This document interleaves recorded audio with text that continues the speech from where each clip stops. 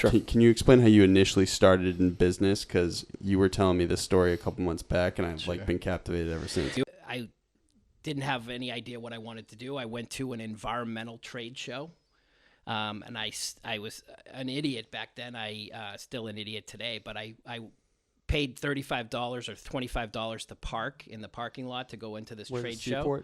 It was at the Heinz Convention Center, and I had a bunch of resumes, and my goal was to get a job at an environmental company.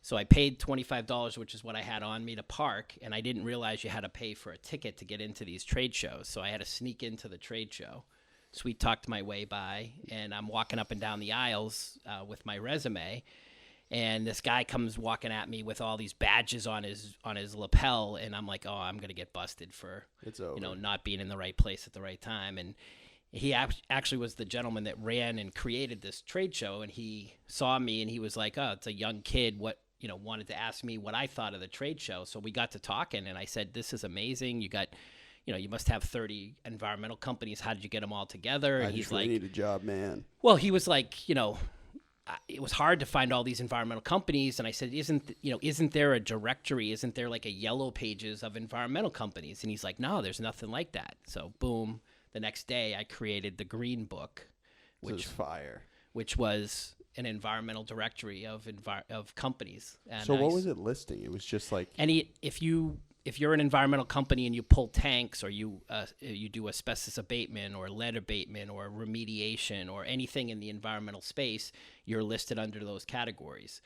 And I sold advertising, and we sold bold listings. People would call me up and be like, how much is it to like bold my listing? And we didn't even have that as a category. So I was like, how much do you want to pay? And he's like, it was like $1,000 a listing. And I'm like, done. And we kind of. How old are you? Like 23? That was 23. Yeah, exactly. Wow. So I launched that company. I created what I thought was a unique business model.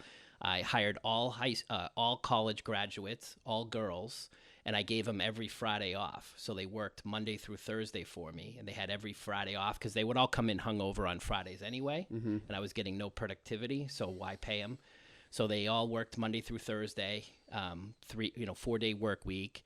I'd take phone calls from their parents complaining why they didn't have health insurance. So what are they doing? Just like talking to wholesalers and sponsors? So yeah, we were researching environmental companies, putting them in the database, preparing to publish the directories. We published directories in 10 different EPA regions. The EPA breaks the country down into 10 regions. So we published a Northeast, a Mid-Atlantic, a Southeast. We would go to trade shows. We give the book away for free, and people in the industry use it, and then they want to be listed in it. They want to advertise in it. It was a great little business model. So for reference, for anybody listening or watching, if anybody remembers, like back in the day, there were yellow pages, like the big fat books where you would like see the numbers and businesses would list their phone numbers. It was essentially the same thing, but only for environmental, focused. Correct. Right. And environmental back then, this is 91, 92. I was going to say, this before the whole global warming. Environmental back then was really starting to be popular, taking care of asbestos, taking care of lead, taking care of the soil, clean air emissions, clean water emissions, things like that. So it was starting to be popular. So it really caught on. 2 years in, I went to venture capital. How did you have the startup in the first place? Credit card. Yeah, I like that. Bad debt and credit card.